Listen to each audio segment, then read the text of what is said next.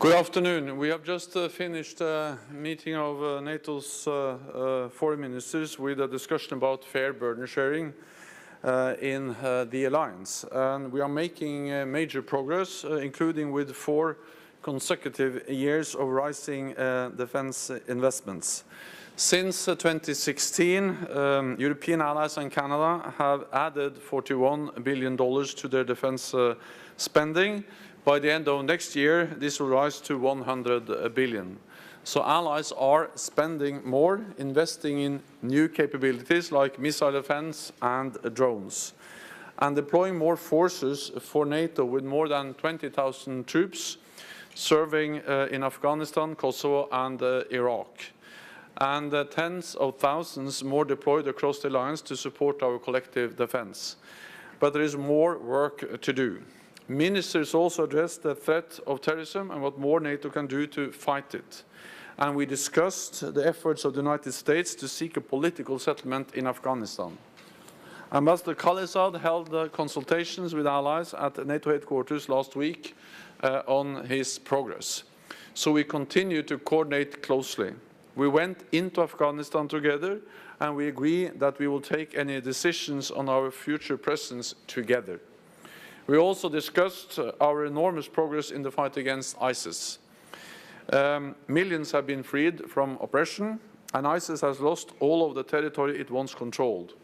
NATO is committed to working with partners in the region, like Iraq, to ensure ISIS can never return. Training local forces is one of the best weapons we have in the fight against terrorism. So we are also helping Tunisia with training for special operation forces and working with Jordan on countering improvised explosive devices. Ministers also discussed how NATO is adapting to new terrorist threats and tactics like the use of small drones. I want to thank Secretary Pompeo for hosting this meeting of foreign ministers on NATO's 70th anniversary. Over 7 decades, NATO has stepped up time and again to keep our people safe. And we will continue to stand together to prevent conflict and preserve peace. And with that, I'm ready to take your questions. Okay. We'll go to the gentleman in the front row. Thank you very much. Thank you.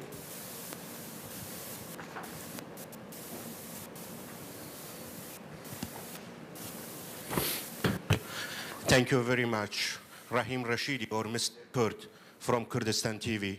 How do you see the threat of ISIS in future? And any comments about Peshmerga role in fight terrorism and ISIS? Thank you very much. So we have made enormous progress in the fight against ISIS. Just some months ago, ISIS controlled vast territories in Iraq and Syria. At some point, they controlled the territory equal the size of the United Kingdom and millions of people.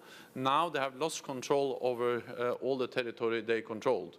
But ISIS is still a threat. ISIL has gone underground, and we need to continue our efforts to make sure that ISIS never returns in the way we saw ISIS a few months ago.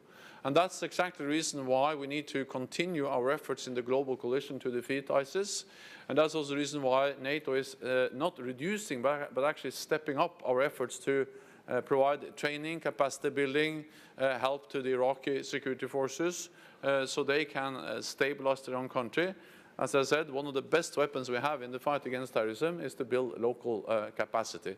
NATO is also doing many other things. We are also working together to address the threat related to foreign fighters, including sharing of biometric data, which is important for many or all NATO allies. Okay, with Rustavi too. Can you put up your hand, please? Thank you very much.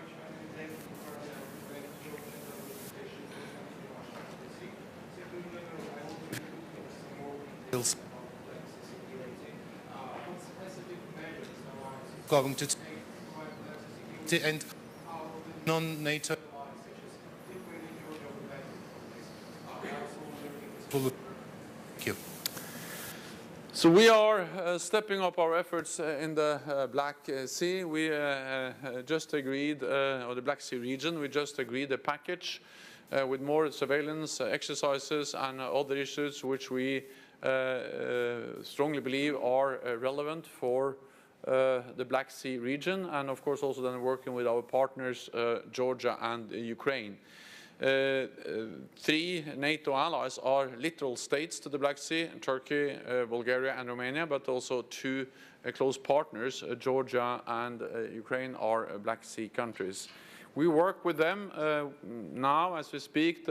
One of NATO's naval standing groups are or is deployed in the Black Sea and are actually exercising both together with Georgian naval forces and with Ukrainian naval forces. So this just shows that NATO has increased its presence in the Black Sea region with more naval presence. We have the multinational brigade in Romania, and we have also air policing in the region. So NATO is present, and NATO is strengthening the cooperation with our close partners, Georgia and Ukraine. Okay, we had New York Times at the back. Yeah. With Afghanistan, it would be down there. Okay, sorry. Technical difficulties. You mentioned with Afghanistan it would be in together, out together. We are looking at a possible peace agreement that would end the international presence in some point of time, whether that is 1 year, 2 years, or 3 years. How should NATO ensure that the gains, the training it's done over the last 18 years stay in place, and that the partner forces that have been built up do not dissolve, as has happened in other countries? Ambassador Khalizad has stated many times that what he is negotiating is not a leave agreement, but a peace agreement. And of course, the overall aim of the negotiations which are going now is to reach a political agreement which make it possible to have peace in Afghanistan for the first time in many, many years. But as we have all stated many, many times, also, of course, in the consultations with Ambassador Khalizad, is that we need to make sure that any peace deal ensures that Afghanistan never again becomes a safe haven for international terrorists, and has also to build on the achievements we have made, not least in promoting the rights of women and girls related to education, basic human rights. A part of any sustainable peace in Afghanistan has also to include Afghan reconciliation. So the talks which are going on now is in a way the first step towards a broader peace process, which also include, of course, the Afghan government, because that's the only way to have a sustainable peace. Then the presence of international forces is part of these negotiations. So what kind of presence under what kind of framework? Well, that remains to be decided. That will be part of the agreement. In NATO, we are now looking into different options for how NATO can support a potential peace agreement, but it's far too early to conclude. The main issues now is to provide as much support as possible to the ongoing talks, and then based on that we will make decisions on our future presence and in what form NATO allies will or will not be part of any future international presence. Okay, BBC over there. Yeah, lady over there. Yeah. Thank you. There's an argument to be made, Secretary General, that the tensions in the past Russia have partly been because NATO has expanded right up to Russian borders. Can you hear me? Yeah, I can, but it's a bit, yeah. So I'll repeat. There's an argument that NATO is partly responsible for the tensions with Russia because it has expanded right up to the borders of Russia, despite promises made to the contrary by officials when this was under discussion. Do you think it's the right approach to constantly and publicly advertise open invitations to Georgia and Ukraine under those circumstances? Doesn't that just make the tension worse? I think we all have to understand that Georgia and Ukraine are independent sovereign nations, which has the sovereign right to choose their own path. So just the idea that it is a provocation against Russia that Georgia aspires for membership or that Ukraine does the same is really, really dangerous. Because as soon as you accept that that's a provocation against Russia, then you accept that Russia has the right to decide what neighbors can do. And that is the same as to accept a world order where big powers can decide what neighbors can do or cannot do. And that is to re-establish the whole idea of spheres of influence.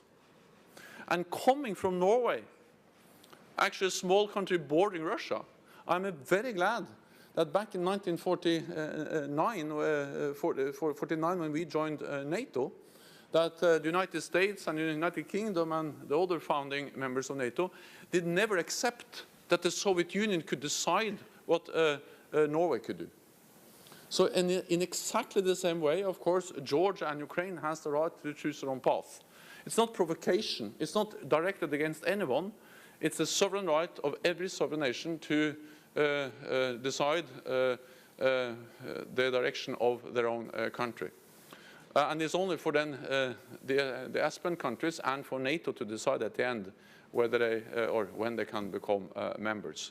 So, so I say this because, so first of all, NATO has always been bordering the Soviet Union or Russia. Norway has done that since we were a founding member.